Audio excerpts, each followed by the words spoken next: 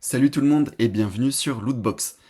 Aujourd'hui, je vais vous parler d'une chose, c'est comment commencer la peinture de figurines pour le jeu, que ce soit des wargames ou des jeux de plateau. Et surtout, je vais vous donner l'expérience que j'ai acquise pendant des années de hobby et de peinture, de manière à ce que vous évitiez les erreurs que j'ai faites. Et je vais vraiment vous filer ces 8 conseils de ce que j'aurais voulu savoir en débutant, de ce que j'aurais voulu ne pas faire. Il y a beaucoup de ces conseils qui vont en fait tourner autour de euh, comment ne pas se démotiver dans la peinture de figurines, parce que c'est ça un peu le piège, notamment au début. Euh, Ça nous paraît inaccessible, on prend beaucoup de temps à peindre, on se dit mais ça va être trop long, je vais jamais réussir à peindre tout ça. En fait, si, c'est possible, mais vous le savez pas encore. C'est qu'une histoire de motivation, pas que, mais principalement. Donc en fait, moi, je vais vous donner tous ces petits tips qui vont vous aider à avancer dans votre peinture, à prendre confiance en vous, ce qui est super important pour vous lancer. Et après, c'est comme toute activité artistique, une fois qu'on apprend à dessiner, bah, plus on dessine, plus on devient bon. Pareil pour la musique, pareil pour même les activités sportives, où on travaille sa technique, on travaille son endurance. Et le hobby, la peinture de figurines, c'est la même chose. Allez, c'est parti. Conseil numéro 1. Je vous encourage à viser petit dans vos projets.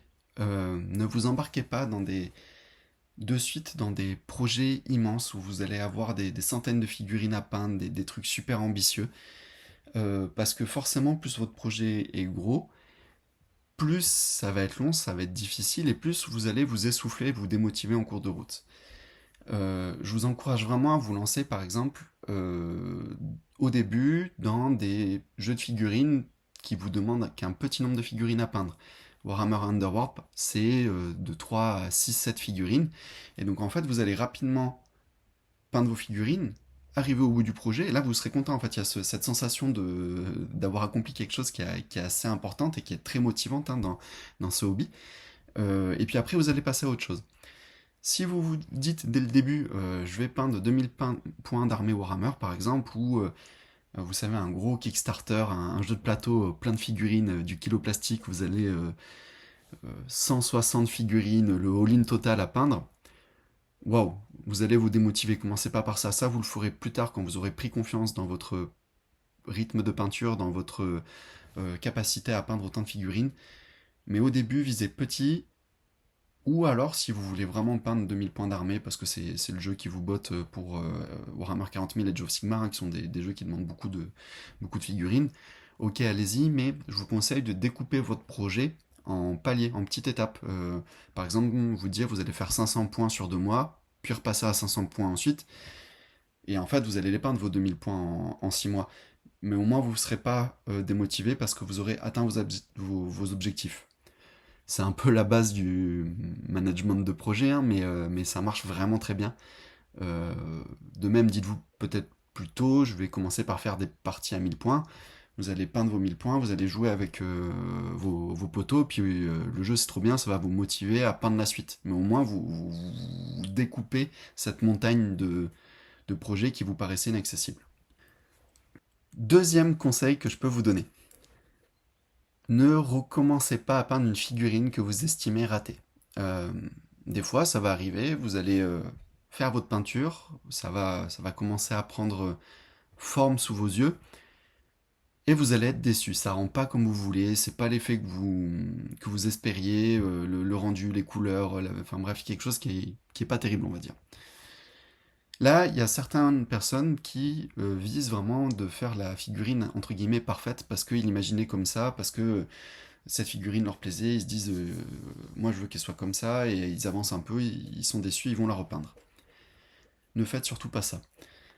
Parce que si vous recommencez votre figurine, si vous la décapez et que vous recommencez la peinture, euh, bah, du coup vous allez passer plus de temps, vous allez jamais finir votre projet, votre objectif, et en fait c'est là où la motivation elle en prend un coup parce que bah, vous avancez pas tout simplement. Moi, je vous conseille plutôt de terminer cette figurine. Vous allez au bout, vous la soclez. Alors peut-être que vous allez faire un petit peu moins de détails ou autre, parce que bah, comme elle vous plaît sans plus, le but c'est pas se faire du mal et de l'amener vraiment jusqu'au top de votre niveau, mais au moins vous la finissez. Parce que comme ça, c'est comme une étape qui se termine, et là vous allez passer à autre chose sur une nouvelle figurine.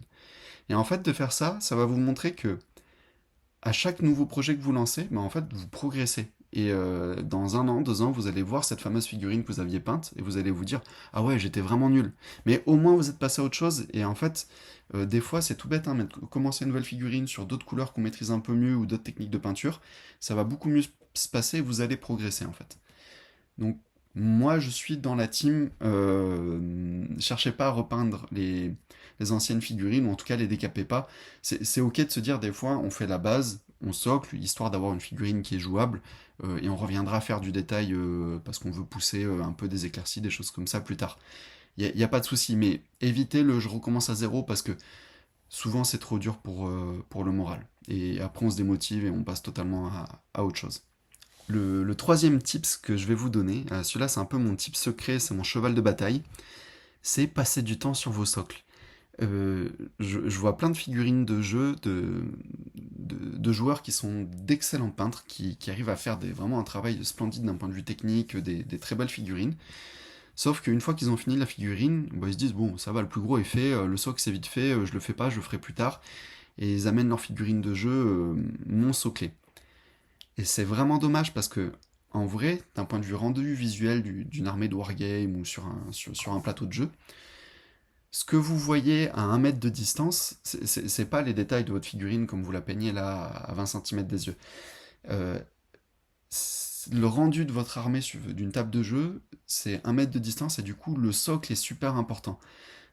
Ça vaut vraiment le coup de passer un peu de temps sur un socle, surtout qu'en fait peindre des socles c'est ultra facile, hein. Il suffit le secret, c'est de varier les textures, c'est-à-dire de mettre par exemple un peu de sable, un peu de peinture texturée pour faire de la terre et de rajouter des débris, des herbes, des touffes d'herbes statiques, brossage, ancrage, enfin bref, ça se fait très vite, ça demande pas de technique particulière et ça apporte, je dirais, pour 50% du rendu visuel de votre armée. Presque le conseil que je pourrais vous donner, ça serait bâcler vos figurines et, et passer un peu de temps sur vos socles et vous allez voir qu'en fait sur le rendu global d'une table de jeu, c'est ce qu'il y a de plus important. Voilà, ça c'est vraiment mon tips personnel et j'en parle souvent avec plein de joueurs, mais pensez-y la prochaine fois que vous jouerez avec vos armées non soclées, ça vaut vraiment le coup de le faire. Pour ce quatrième conseil, on va arriver un peu sur la partie matérielle. Euh, alors, le hobby, ça coûte cher. Le matériel de peinture, ça coûte cher. Donc, je ne vais pas vous dire vous faut tout acheter au début. C'est pas la peine. Commencez petit en termes de matériel, de manière tout simplement à voir si ça vous plaît, etc. Avant de commencer à vraiment investir à fond dans toutes les nuances possibles de couleurs et tous les accessoires possibles. Il y a quand même un sujet où vous allez vraiment vous faciliter la vie, c'est n'achetez pas des mauvais pinceaux. Tout ce qui est pinceau en poils synthétiques, alors certes c'est pas cher, mais ça vaudra jamais des pinceaux, on parle de Martre, voilà, des Raphaël est réputé, mais il y en a d'autres, il y a les Abtelung, enfin bref, il y a plein de marques. Euh, alors ça peut paraître dissuasif hein, de payer entre 15 et 25 euros sur un pinceau, mais en vrai, ce pinceau-là, déjà il va te tenir beaucoup plus longtemps, c'est-à-dire que il va peut-être faire la durée de vie de 3 pinceaux à 5 euros, voire plus. Mais surtout, c'est des pinceaux qui conservent mieux leur pointe et en fait, vous allez vraiment vous faciliter la vie. Ça sera beaucoup plus agréable à peindre avec un pinceau en poil de martre. Vous allez être plus efficace, vous allez être plus précis. Donc, s'il y a un sujet sur lequel en fait on se fait du mal à vouloir économiser au début, c'est vraiment les pinceaux. Quand je dis les pinceaux, en vrai, vous n'en avez pas besoin de 10 000, hein. Il vous faut juste un bon pinceau taille un ou deux. Ça aussi, autre erreur des débutants, souvent ils partent sur des pinceaux trop petits, type le zéro, le double zéro. Euh, je comprends la logique, hein, c'est de se dire que avec un tout petit pinceau, ce sera plus simple de peindre des petites figurines. Sauf que en fait, votre petit pinceau, il a un réservoir qui est tout petit, donc vous allez avoir la peinture qui sèche très vite, il vous faut recharger votre pinceau en peinture tout le temps. Ça veut dire qu'il faut bien maîtriser les dilutions, chose qui n'est pas évidente au début. Euh, non, en vrai, moi par exemple, je peins tout avec un taille 2 et j'utilise même pas de pinceau plus petit. Et un taille 2 qui a une pointe bien faite, qui se conserve bien, ça permet de faire des détails. Et c'est plus agréable vraiment niveau peinture. Haut investissement pour moi qui peut venir assez vite, c'est le petit conseil bonus, c'est une lampe. Prenez une bonne lampe lumière du jour, ça s'achète sur internet pour une trentaine d'euros et franchement c'est pas mal. Attention quand même, ces lampes elles éclairent fort, souvent il faut les régler à une luminosité un peu plus faible pour pas vous abîmer les yeux. Les mettez pas en lumière directe sur vos yeux. On arrive sur le cinquième conseil. Alors je sais que j'aurai du monde qui va me contredire, vraiment des gens qui seront pas d'accord avec moi, mais pour moi au début, oubliez les peintures citadelles. Euh, alors certes, elles ont plein de qualités, la peinture elle-même est très bien, la gamme est super bien pensée justement pour guider les débutants avec les bases, les layers, les shades. C'est de la bonne peinture, sauf que leur conditionnement est mauvais et les pots là à opercule font que la peinture va sécher au bout d'un moment. Et vu le prix de cette marque, hein, c'est les plus chers du marché, moi perso, je peux pas conseiller à un débutant ou un de mes clients de prendre un pot qui va sécher. Voilà. Donc je sais qu'il y aura plein de, y compris de très bons peintres, hein, qui seront pas d'accord avec moi parce qu'ils disent bah, cette peinture elle vaut le coup, elle est de bonne qualité, ok. Mais quand vous aurez vos pots qui commenceront à sécher, dans 4-5 ans, vous repenserez à moi. Voilà. C'était le petit point polémique. Sixième point, on arrive maintenant sur des sujets un peu plus généraux après ces points sur le matériel. Et ça s'adresse particulièrement aux joueurs, à ceux qui vont faire de la peinture de figurines pour le jeu, et je pense à 40 000 Age of Sigmar, qui sont des jeux qui demandent voilà, des grosses masses de figurines, et en même temps qui sont édités par Game Workshop, qui aiment faire des changements de méta très réguliers. Alors c'est pas mauvais, hein, ça renouvelle le jeu, ça permet d'équilibrer le jeu, etc. Mais faut pas se leurrer, ça vous fait aussi acheter des figurines régulièrement. Euh, Mon conseil pour les joueurs de 40 000, j'imagine qu'Age of Sigmar c'est à peu près la même, je connais moins le jeu, moi-même je suis joueur de 40 000. Ne changez pas d'armée tout le temps. Le piège en fait c'est de se dire ah j'ai envie de jouer ça, l'armée a l'air super cool, elle est jolie, les figues me font envie, et en plus le nouveau codex a l'air sympa, il y a il y a des techniques de jeu, des stratégies qui me plaisent. Vous commencez à votre armée, vous faites quelques parties, ça vous plaît sans plus, en plus vous butez un peu sur la peinture, il y a un nouveau codex qui sort avec des nouvelles figurines trop cool et vous vous dites ah ce style de jeu ça sera plus mon truc, vous repassez à l'armée suivante. Ça en fait c'est pas terrible dans le sens où bah, déjà on revient au premier point mais vous terminez pas vos projets à chaque fois. Du coup ça va vous démotiver, vous avez l'impression de jamais rien faire de bien.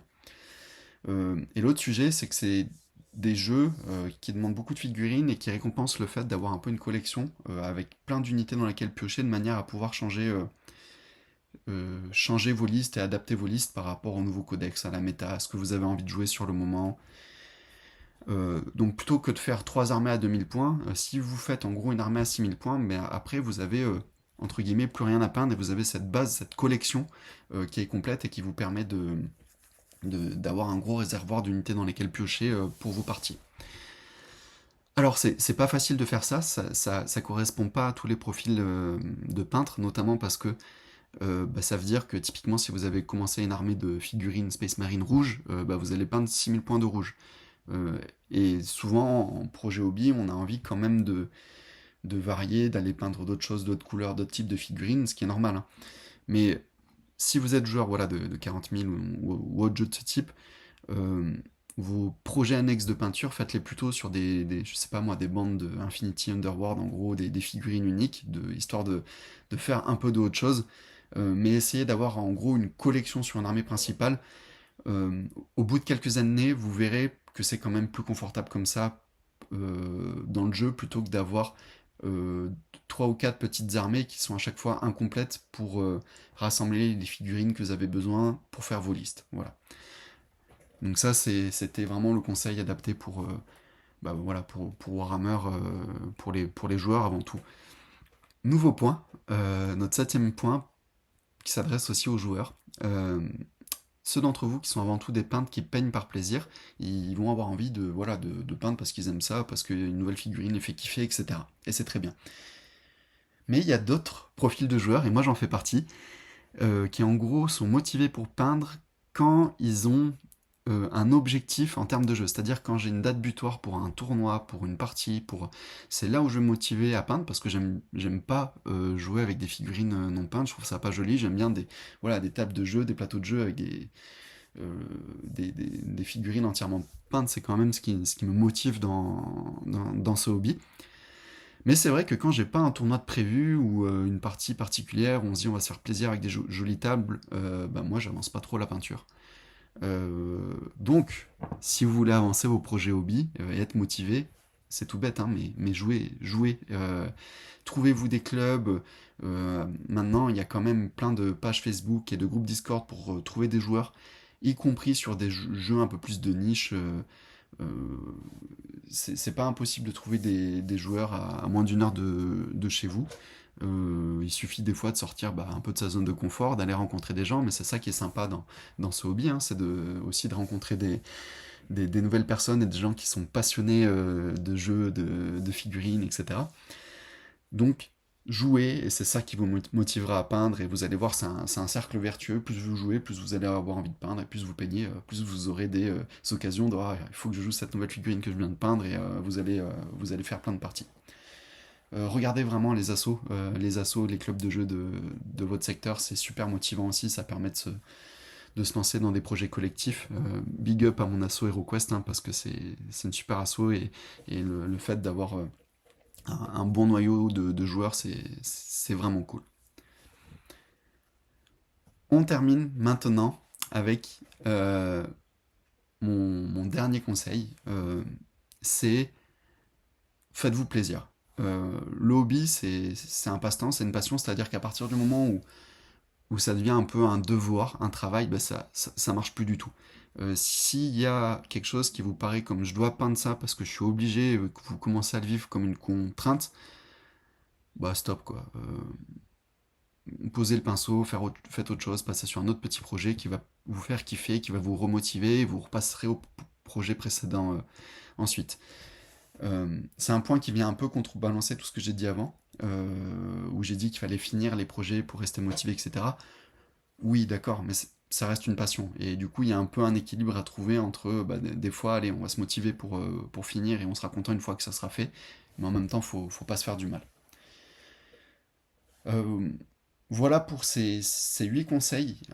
C'est un peu vague, un peu générique, mais c'est vrai que c'est quelque chose qu'on comprend mieux une fois qu'on a quelques années d'expérience et qu'on sait en fait un peu brûler les doigts des fois à vouloir s'acharner à des choses trop grandes, trop difficiles. J'insiste, hein, mais la peinture, c'est vraiment un hobby qui est intéressant parce que on progresse et plus on peint, plus on va se lancer facilement dans des choses qui nous paraissaient difficiles, voire totalement inaccessibles quelques mois, quelques années auparavant.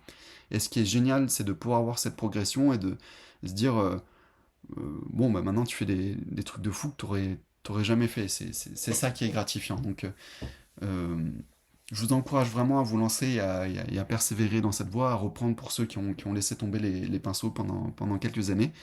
J'espère que ça sera utile. Il y a sûrement plein de points que j'ai oubliés, c'est sûr. Je referai peut-être d'autres vidéos avec d'autres conseils à donner. Si vous avez des idées, des choses qui vous ont enrichi dans votre parcours de peintre, de joueur, bah, mettez-les en commentaire, ça sera super intéressant. Je pourrais, voilà, on pourra en discuter et pourquoi pas refaire des vidéos à partir de ça. Bah, j'attends tous vos retours et surtout n'hésitez pas à faire un tour sur lootbox.top qui est vraiment la boutique des jeux de société, beaucoup de matos de modélisme avec la marque AK. Allez-y, faites un tour sur la boutique, ça me fera plaisir et je vous dis à bientôt pour une autre vidéo. Salut!